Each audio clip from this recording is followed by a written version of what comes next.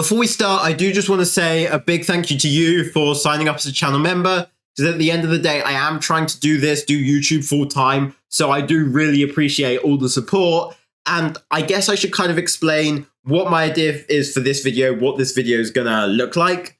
So the vision is that I'm going to talk about all the kind of behind the scenes making of everything that went into this video and split it into separate chapters. So if there's certain things that you're more interested in, you can just skip to those chapters. Because again, this doesn't need to be optimized for retention. I'm going to talk in hopefully quite a lot of detail. And because, for example, if you're really interested in the YouTube side of things, I want to go in a lot of depth about how I made the thumbnail, all the different iterations, the reasons for the different things. So like, I think that chapter is going to be really cool if you're like super into YouTube. But then there's also like all the setup, the tech, the organizing, the ideation, all that stuff. And for these different chapters, for some of them, I've got like quite a lot of photos or screenshots or even videos that kind of can go with it and will be most of the content. But for other of these chapters, it is just mostly like, yeah, there's not really much I can show you. So I'll just have like background rank gameplay while I'm yapping. But I do want to make this quite a bit more than just a commentary video. So whenever possible, I'm trying to put in as many like screenshots, DMs, pictures, or whatever. And I think for future ones of these, I'll make sure to like take more pictures, whatever not. That should be all. And I guess the first thing, I should start at the beginning and get into the ideation, how I came up with this idea and how I like turn this from an idea into something that was actually going to happen. The original idea came to me about 6 months ago, as it was when I was working on a different video, which I did end up scrapping, which was one mouse, one keyboard, but you can't communicate with each other. Because one mouse, one keyboard has been done quite a lot in the past. And my idea, my thought process was, this is such an interesting concept that you've got one person controlling the mouse, one controlling the keyboard. How can I take it to the extreme? Because I guess that's how I usually come up with ideas. It's like, find the thing that's done and push it to the extreme. So originally my idea for the extreme was, well, what if the two people controlling the game can't communicate with each other? And I mean, that's a story for another day, but it's a video that I've recorded. Some of you might have seen the stream of it. I had Fimeg and Infume play against B-Salad and Hacks, but in the end, it just didn't work out. I didn't make a good video, so I scrapped it.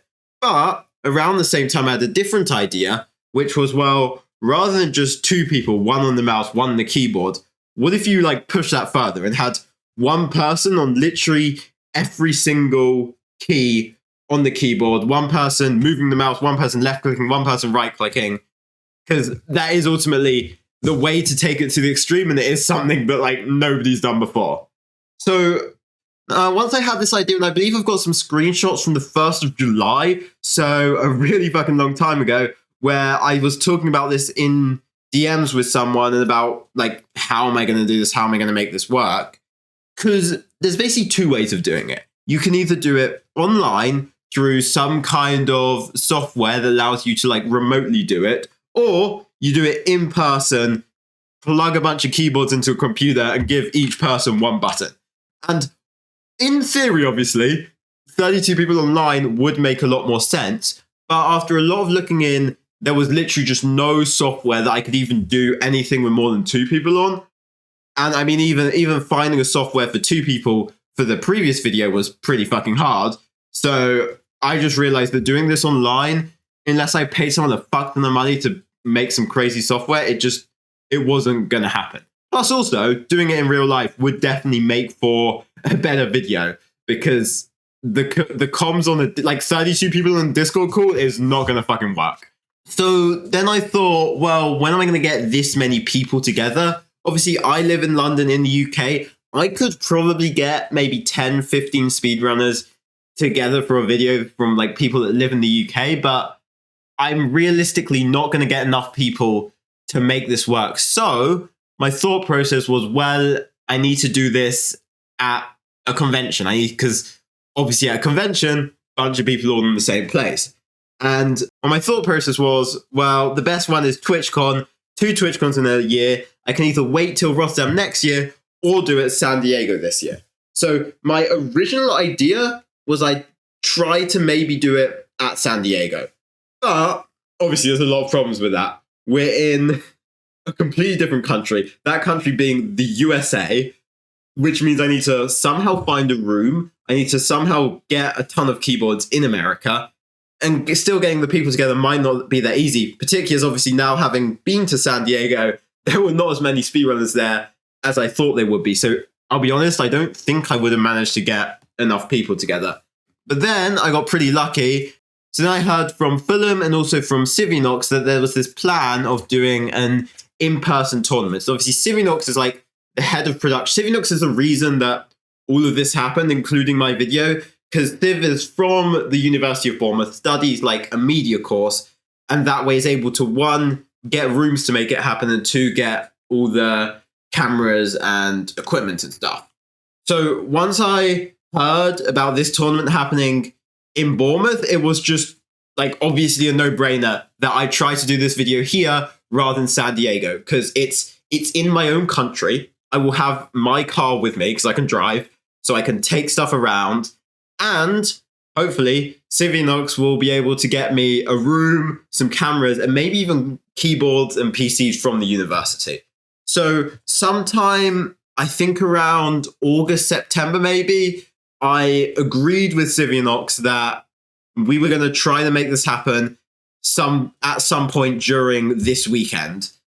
And that was really fucking exciting because like I know there's going to be probably over 100 Minecraft speedrunners in the same place. I can get a ton of them, including some pretty well-known ones, all together and hopefully make this happen. Though obviously that's a very long way away. And also the other thing is then we also had to figure out when in the weekend we were going to do it, because at this point with the LFI, the Bournemouth tournament, they hadn't even decided whether it was going to be like a 1-day or a 2-day tournament. For a while, it looked like the tournament would be on the Saturday and the Sunday, in which case I wasn't sure when I'd be able to have time to do it, because we thought about doing it before the tournament one of the days, but that's just not really logistically possible because Civinox has needed to set up the other stuff. People don't want to get up early. And equally with the evening after the tournament, I mean, people want to go out. People want to go out drinking and shit. The last thing they want to do after sitting inside playing a tournament for 8 hours is hopping in an Andronicus recording. But eventually the tournament got finalized as being just the Saturday, being all day on the Saturday. So it just made sense that people will stay around for a bit longer. Hopefully lots of them for most of the weekend, so I can do my recording on Sunday.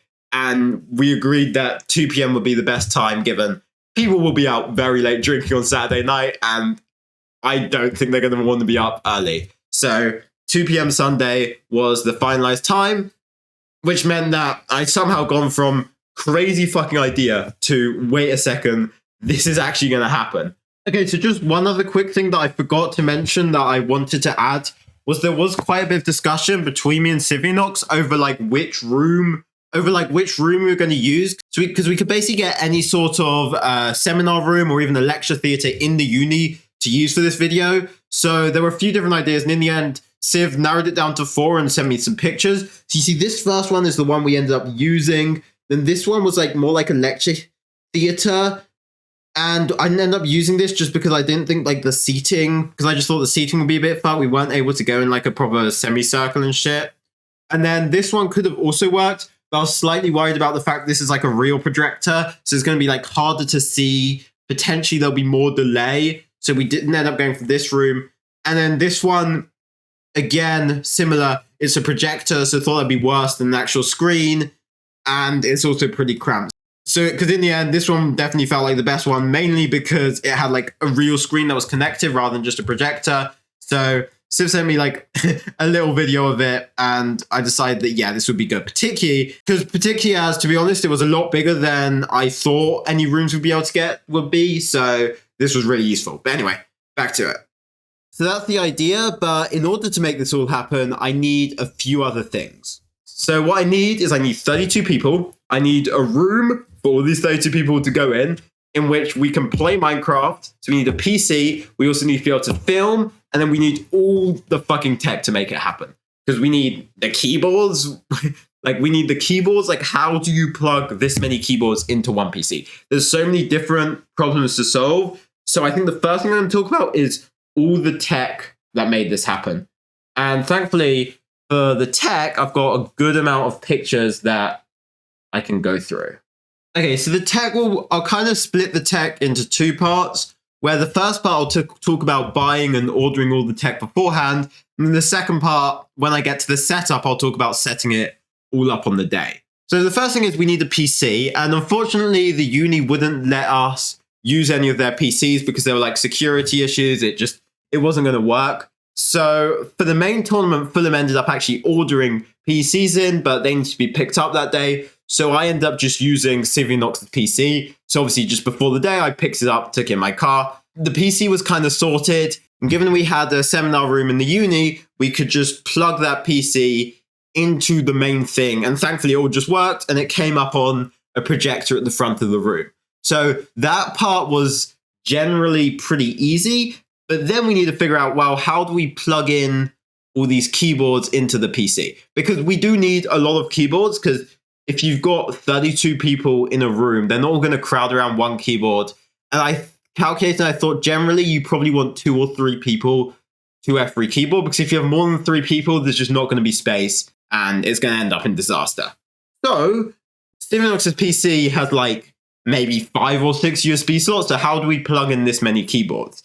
Now, this is when I got onto Amazon and I found these USB hubs. And there's like tons of different USB hubs, and I have no clue which of them are good or not. But the priority for me was that, and this was the same for the keyboards, was that it has a long cable. Because at the end of the day, we still have to fit 32 people into a room. So you need a long cable so everything can kind of spread itself out, which meant I ended up getting these USB hubs, which had, I think, 1.8 meter cables, and each of them could plug 7 USBs into one, which basically meant with just 2 ports from the PC, I had 14 different ports. And the idea was the other tech that needs to be plugged into the PC will just be plugged straight into the PC, and the mouse and all the keyboards will be plugged into these 14 slots. So now I need 13 keyboards and 1 mouse, because obviously you need the mouse to move around. And for the mouse, because Mongi ended up on the mouse, he just said that he'd use his own, which was really convenient. And then for the keyboards, Tiger bought his, I bought mine, Civinox bought theirs, which is 3, but we need another 10. So I hopped on Amazon and ordered 10 keyboards. It was actually easier said than done to order 10 keyboards, because I found the cheapest one with like, a really long cable. I think this was like either 1.5 or 2 meters. But the cheapest one, it was like £9, and I tried to order 10 and it wouldn't let me order more than 2. It's like, I want to give you more money and you're just refusing to order more than 2, which I think is kind of ridiculous. Like, what if I was, say, an office and I wanted a ton of keyboards for my office or something, and you're just not letting me do that? I guess they probably want you to go to them directly, but like, I don't know. I'm not doing all that. So I ended up getting a mix of quite a few different keyboards, some of which were more like £11, £12. I think overall I spent about £100 on these keyboards. But rather than actually delivering them to my house, since then I'd have to drive them down to Bournemouth with me, and on the way to Bournemouth I also had Kapow and Tiger and all their stuff in my car, so it wasn't really going to fit. Instead, I just ordered them all to Civinox's house, and Civinox got a lovely delivery of 10 keyboards, which meant that in theory, we now had all the tech to make it actually work. There was no real way of testing this until the day. I did test one of the USB hubs and it worked, but there's only so much you can do. And it was quite stressful because I was like, I don't know if it's going to work on the day. I hope it will, but I can't really be certain. And then obviously the other thing is, if you're making a video, it's one thing if you can all play the game, but you need to actually film it. You need to record it. So the idea was Civ was going to rent out equipment from the uni. I don't remember exactly what the camera was, but I'll stick it on screen. And alongside that, 2 separate boom mics. So I think one was plugged into the camera, one was plugged into a Tascam, just in order to capture like as good audio as possible. And this was the audio used in the video, which if you heard, it was actually pretty good. There were a few moments where someone was like shuffling crisps next to the mic or some bullshit, which kind of messed it up, but it wasn't the end of the world. And the camera was super high quality. I think it was recording in 4K, which meant I could zoom in, I could do all sorts of cool shit. But I also wanted to stream it, given I thought, one, it would be really cool to have chat in the corner. I think it did make the video better. Plus, it's just a really fun thing to stream. It makes, like, this sort of thing, streaming it does just make it more exciting. And also I average like 600, 700 viewers, which is good for growing my Twitch and whatever not. But I couldn't connect the camera equipment that Civ had to the computer if I wanted to stream. So for the stream, I needed basically a different mic and a different camera that could easily be plugged in. So for that, I bought shit that I already had, which is one, I took my Yeti mic, which is the mic I'm using right now, as it there's like different settings for it, and one of them allows you to basically capture from all different angles. So I just literally stuck the Yeti mic on a pile of a fuck ton of boxes in the middle of the room. And then I also got my GoPro, which again, not necessarily the best quality thing in the world, but I can just stick in the corner, has a wide cam of the whole room, which is good enough for the stream, even though I barely used it for the video in the end.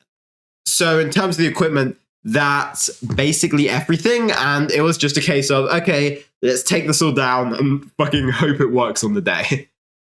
Now, with all the equipment sorted, the next question is who? Obviously, I need 32 people. So Civinox is helping me by doing all the filming, all that side of thing, but I need the participants. And thankfully, they made a Discord server for everyone going to LFI, because at this point, it was after it had been announced and tickets had been on sale. So Fulham let me ping at everyone in that Discord server. I basically asked who would be available on that Sunday and willing to participate in it. And I got, in the end, 33 reactions to that message, which I think was enough.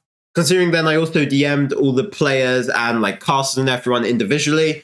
Unfortunately, Hacks, Round, and Silver couldn't make it, which was a little bit of a bummer. I kind of did want Hacks on the mouse. I thought that'd be funny, but it wasn't the end of the world. I got Mongi on the mouse in the end.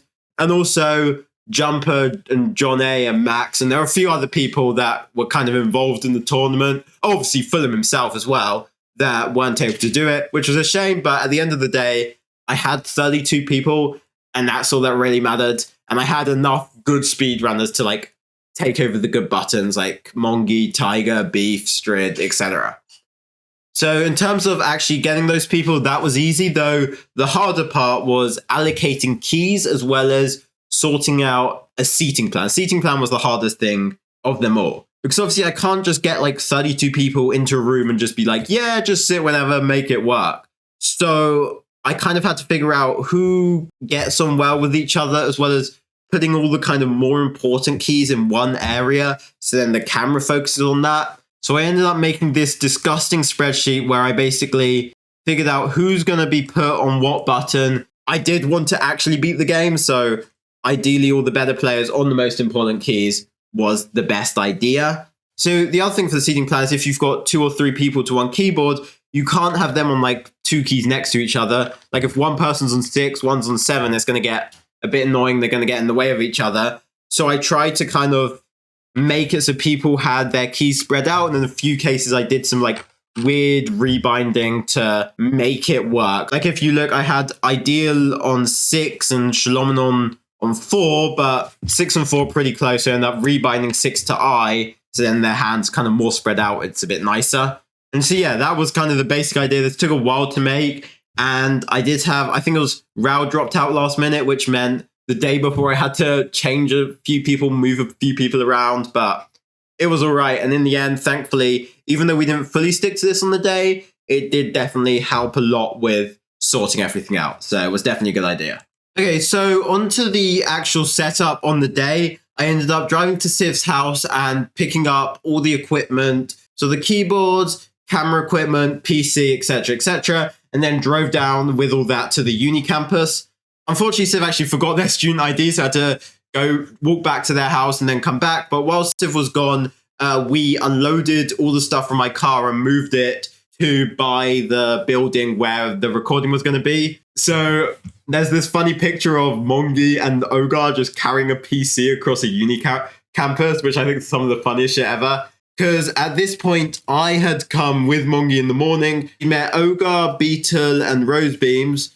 So it was basically just the 5 of us carrying the stuff around, then waiting there while Civ was picking up their ID, which was really cool. And in the end, you see, we got all the equipment, and now we're just standing around on a uni campus with 14 keyboards, some cameras, and a PC, which is really funny because you can just do this on a uni campus and nobody will ask any questions. Like, it's just, we just have a pile high of keyboards, and that's like the beauty of a uni campus. You can just do whatever the fuck. Because it's funny, because while we were standing here, we were like, okay, we have the most stupid shit that anyone has. And then someone just walked past holding a literal number plate. And we were like, okay, maybe we're not the stupidest. But eventually, Civ got back, we got into the room, and then we were able to start setting up. So the first thing was unboxing all these keyboards, because there were a lot of them. There was no point taking them out of the boxes, because then they'd just be hard to transport. So we got the table together, just started fucking taking all the shit out. And then you can see this picture is from the start of the setup. And at this point, we have maybe around 2 hours. So we needed to figure out the desk layout. We needed to figure out the actual keyboard layout, as well as set some stuff up with the computer. So beforehand, I'd made like an OBS scene, made some macros that we needed to send them over. Because for example, for left and right click, you obviously can rebind them in the game, but we also wanted it to work in settings menus. So if you press a key on the keyboard, it literally acts as left click for your entire PC. And for that one, I need to write like an AHK script, but that was all sorted. And you can, I guess, kind of see in this picture, this is where we're trying to figure out some kind of desk layout that's going to work, because we do just need enough space for the people on each keyboard. So there's a lot of like little problem solving. And in the end, what we actually did is, rather than plugging both the USB hubs into the PC, we basically plugged one into the other and used it as an extension. I think if you look closely, you can see one of the USB hubs is like here where my mouse is, and the other one is over here. And the reason we did this was because the PC had to be on like the lecture thing at the front, and that couldn't be moved that much. So with that being on like one side of the screen, otherwise basically half the people wouldn't be able to see the screen. And there were actually other screens on the room which all displayed the same thing, but I don't think we really wanted different people looking at different screens. So in the end, we kind of had this, but even with this all in a line, like it still wasn't quite long enough. So we ended up putting like a second row behind. If you see like the USB hubs here, so directly behind that, we were able to get like more space, few people around another table, because literally with us like all in a line, we just didn't have enough space for all the keyboards, all the people. So took a lot of setting up, and everyone here was super helpful, made my life so much easier, particularly Rose Beams, because they're a school teacher, so they know how to fucking set up desks and all this shit, and they were so beyond useful. So massive shout out to them. And while some of us were setting up all this stuff, Civ was also setting up all the cameras. You can see here, main cameras on the tripod with one of the boom mics. The other one is also there.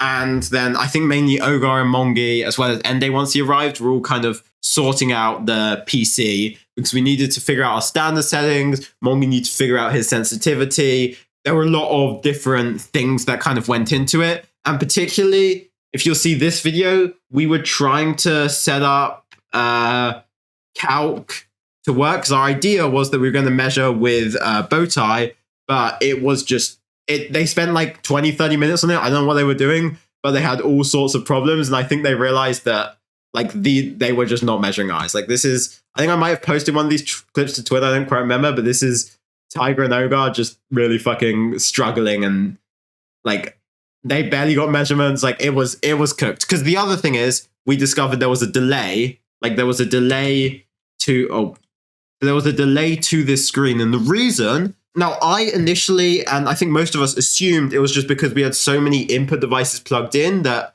when we pressed an input, there'd be input delay. But there was actually basically no input delay at all. And the delay was from the PC here to the projector. So there's really kind of nothing we could do about it. And it was annoying, but it was still like playable, even though there was about half a second of delay. But it did make stuff like eye measuring basically impossible, which is why we had a discussion and agreed that it would be better just to do it as no F3. So then this is kind of a picture of the room just before we started. So you see here, everyone's arrived. Getting everyone in the right place was a bit of a hassle. Again, Rose was really useful as a teacher. They know how to like direct people and put people in the right place. And we did end up fucking about with the seating a little bit, because obviously my idea originally, if you look at this, we've got keyboards 1 to 13. was that everyone would be in a line, and that's kind of how I did the seating plan. But because we end up doing 2 rows, that kind of like fucked it up, because Mongi is here, but he's basically on the very end, even though that's kind of in the middle, if that makes sense. So we ended up moving quite a few people around, but we kind of stuck to the original plan, though also kind of not.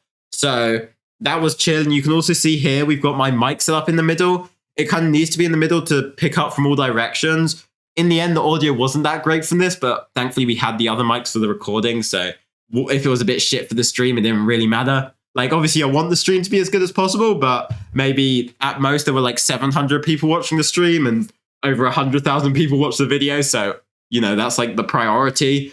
And you can also see here, like, in order to get this mic high enough, because obviously you want it pretty high to capture all the audio, I just put it on a chair, and on top of the chair, like 6 boxes from the keyboards. And these boxes were hollow, so I was slightly scared it would all collapse. I think at one point I might have fallen over this wire and knocked the entire thing down, but we won't worry about that. So then the mic was set up. Also, this GoPro just kind of, I think there was a bit of debate on whether to put it on like the standard lens or the wide lens. But at the end, we had this lens.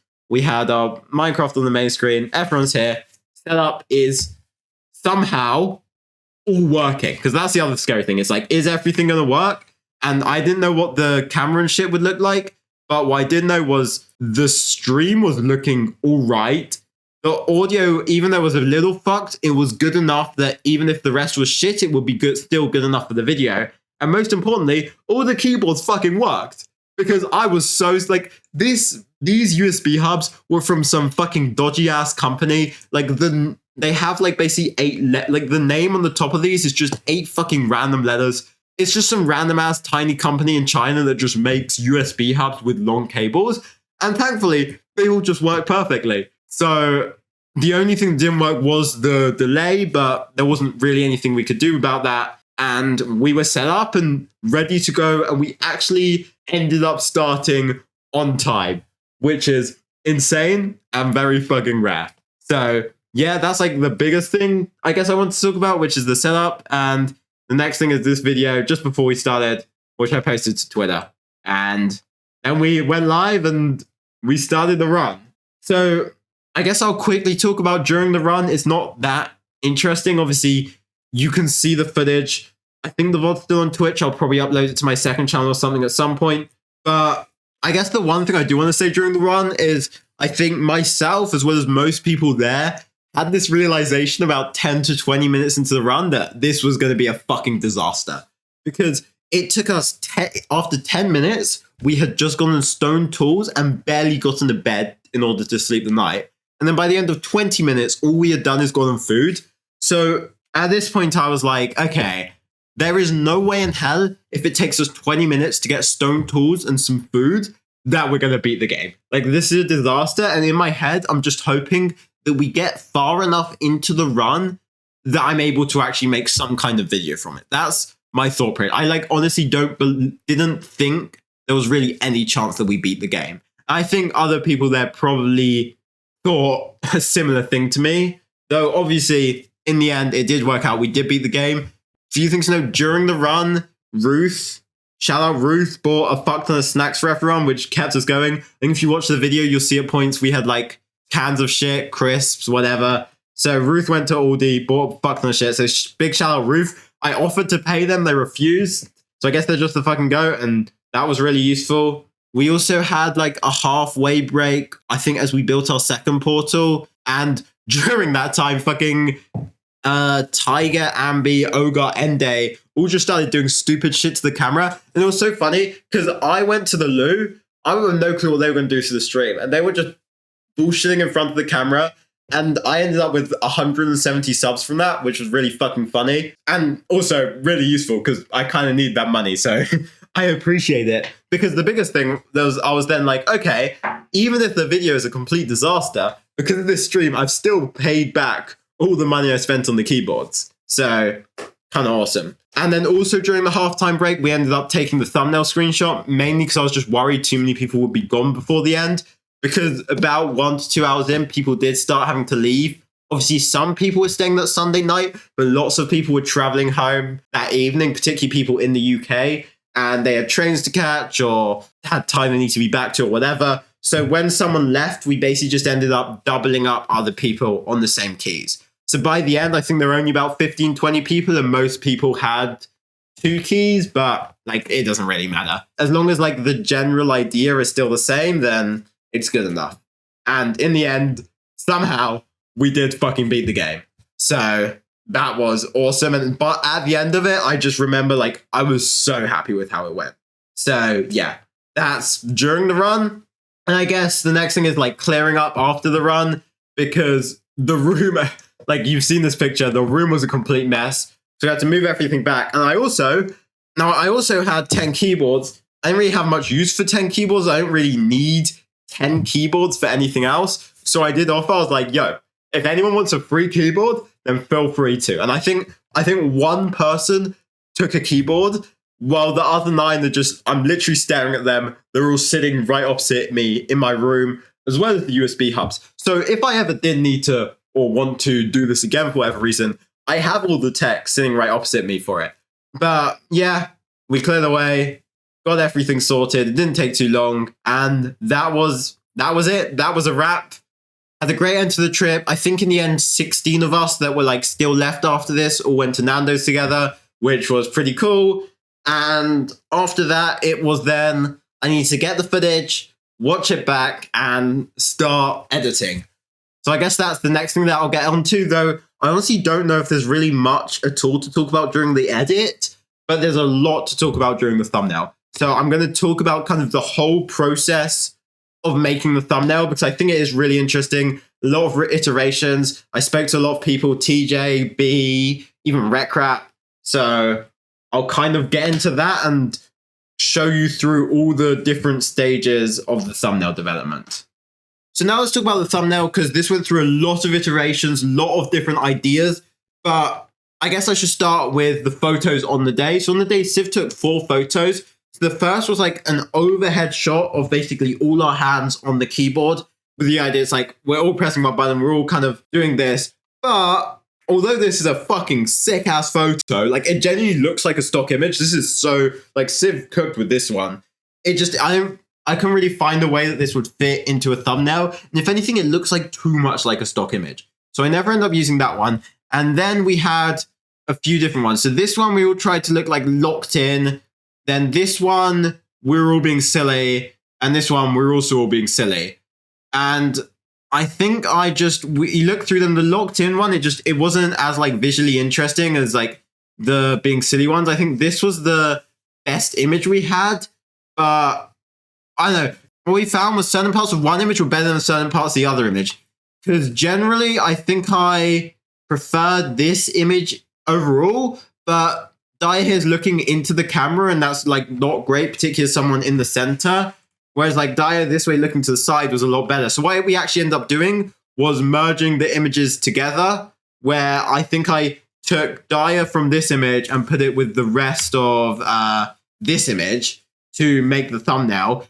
And I guess for the first concept, we were just going to make a thumbnail off of that. And the first thing we came up with, this is awful. It was this, right? This is absolutely atrocious. Also, if you look carefully, you can see the terrible photoshopping down here. This is still in the final thumbnail, this like cutting out, but hey, nobody's going to notice it.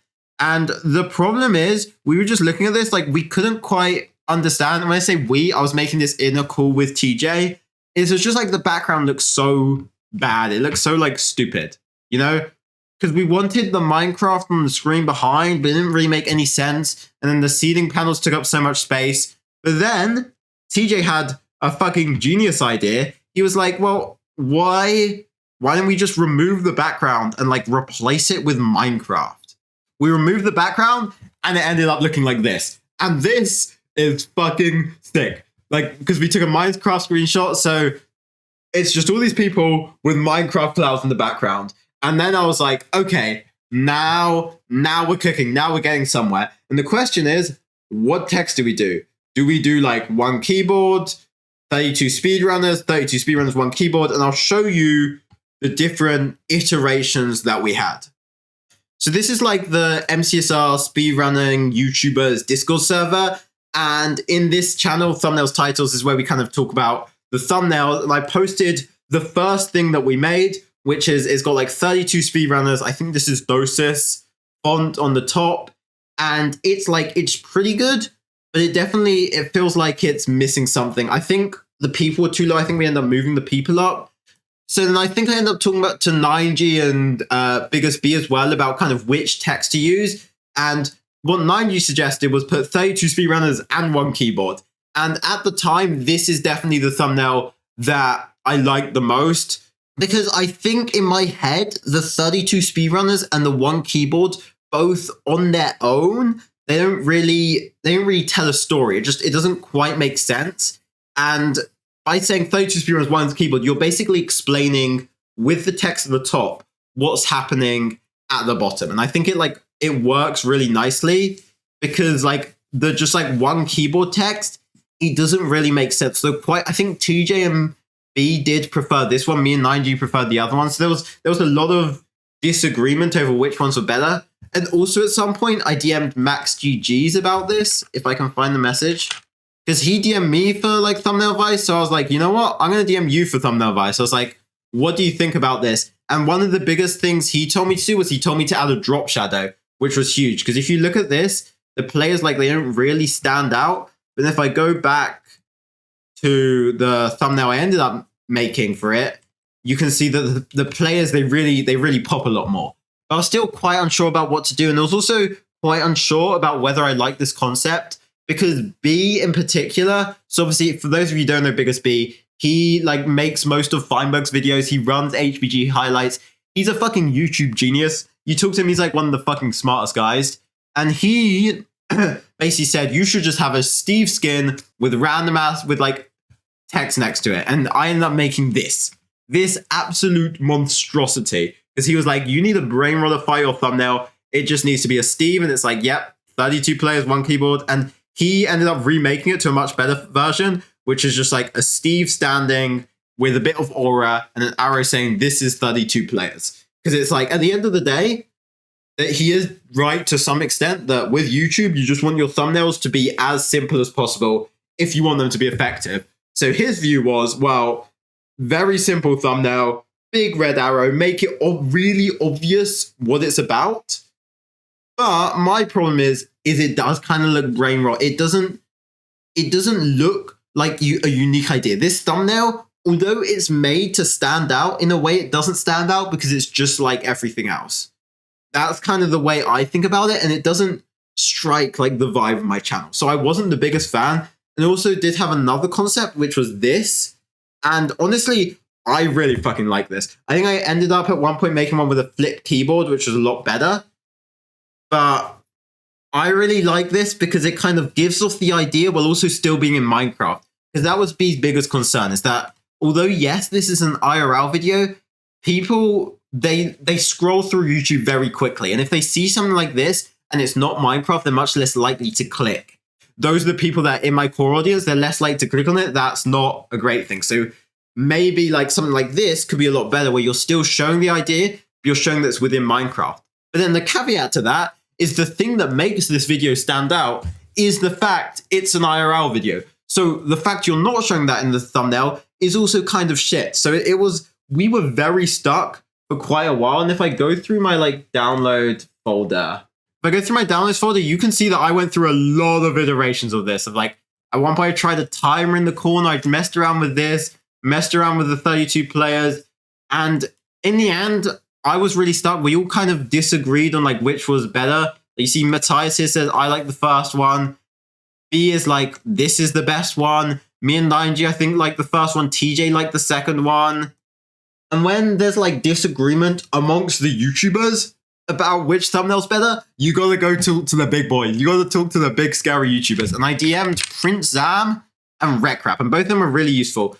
Prince Zam was the first two are probably the best, but I fuck with the third one. So I really like what Prince Zam said. And the last thing Prince Zam said is Recrap, he's way fucking smarter than me. Speak to Recrap instead. So that's what I did. And here, Recrap basically, what did he say? Recrap said that he liked the top right one the most by far. Because I guess in his mind, the top right one is simpler than the top left, You told me to make the text red because like this text here stands out a lot better. So I spoke to RecRap, we went back and forth and ended up with this thumbnail, which in my head, this is RecRap approved. What did RecRap say? Solid thumbnail overall though. So if RecRap says a thumbnail is a solid thumbnail, he knows what he's doing. This is probably the best thumbnail. But there's still a lot to talk about. So obviously when I upload, I'm going to run A/B tests, run quite a few different tests. Because also the other thing is I'm not 100% sure on the title. There's two different titles that I was pretty stuck between. The first is Speedrunning Minecraft, but we each control one button. It's kind of a very similar title to the 1 minute video. It's just Speedrunning Minecraft, but. And then the second one is 32 speedrunners use one keyboard to beat Minecraft. And there's quite a lot of arguments for the first and second. The first one might seem like a bit overused, like the whole Minecraft but. Maybe that's not as interesting. And the second one, it tells the challenge more. But equally, the first one, like because it's a Minecraft but, it is in, like when you read it, it sounds a lot more interesting. Because the problem with the second one is it doesn't give off the idea that we're each using one button. It doesn't quite, it can be, I think it's a bit confusing. Like 32 speedrunners use one keyboard to beat Minecraft. Like that doesn't make any fucking sense, you know? Like what are we doing? So in the end, I thought this thumbnail was better, right? But I wasn't sure between that one and this one because I still like this one. 90 still like this one. So I decided to run an ABC test and I'll see. So yeah, I ran an ABC test where A and C were both the same thumbnail and B was the other thumbnail. So like 66% of the time it's showing it's showing that main thumbnail, but then I split that across the two different titles because I was more confident in the Minecraft, but we can each control one button, but I wasn't sure on the thumbnail. And what these results told me is basically this thumbnail, the 32 speedrunners one keyboard, is probably better than the other one, but the 32 speedrunners use one keyboard is probably better than the other title. So it's a bit confusing, but it does kind of make sense. Though, the only thing to note is I need to do more tests because this title might be worse with this thumbnail, the 32 speedrunners use one keyboard. And the reason is this thumbnail has 32 speedrunners and one keyboard in it. So you don't want your title to like completely copy the thumbnail. You kind of want it to add to the thumbnail. So that's where I was a bit stuck. And then I ended up running more A/B tests. And I ended up with the result that Speedrunning Minecraft, but we can each control one button with the 32 speedrunners, one keyboard, was the best thumbnail, which I'm happy with because I like it the most. I like it the most on my channel. But there was still more talk about different A/B tests, and I ended up actually running that thumbnail, like this thumbnail, as an A/B test with both this one and also this biggest B one. And in both of them, they were basically 50-50. It was like too close to say that one is definitely better than the other. So I did end up sticking with the first one, which is a thumbnail that's on now, simply because it is the best for the brand. Like if this is 50-50, like this is like a good thumbnail that stands out. And if that's 50-50 with like a brain rot one that maybe gets more clicks, I'd rather the like good one that stands out because it's better for the brand, it's better for the image, and also better for like videos like this, videos like second channel videos, because I can easily just replace this text at the top and put other text. So in the end, I end up with that thumbnail with the title, Speedrunning Minecraft, but we can each control one button. And it was quite a long process to get to that. And I think it's quite an interesting process because there's so many like small iterations that you make. Like I think I moved around the height of the height of the sky quite a lot, took different screenshots. But in the end, I'm pretty happy with the thumbnail because I know when I upload the video, like click-through rate's not really a stat that you can go off, but it tells me, YouTube literally told me that more subscribers are choosing to watch this video than usual, which means the thumbnail title is pretty good. And the reason the video is not done better is because honestly, the retention is not as good as I thought it would be. But overall, it's done pretty well. I'm happy with the thumbnail. And I guess that's kind of everything when it comes to making this video. This yap has gone on a lot longer than I thought it would be. So I hope that if you listen to this, you enjoyed it. I hope I provided some kind of value. And I do want to say the idea is that every time I upload, I'm going to have a video like this where I just like explain the thought process that goes into everything. And hopefully there's more like footage, photos, behind the scenes stuff I can include in it. But I guess that's everything. Thanks for watching. I'll see you in the next one, which hopefully shouldn't be too long. It's a bit confusing. I might be uploading on Christmas Day. It might be a main channel video. It might be a second channel video. If you want to ask me about that, you can. It's a bit of a confusing situation right now. But even if not, I should definitely be uploading in January. So I'll see you next time. Goodbye.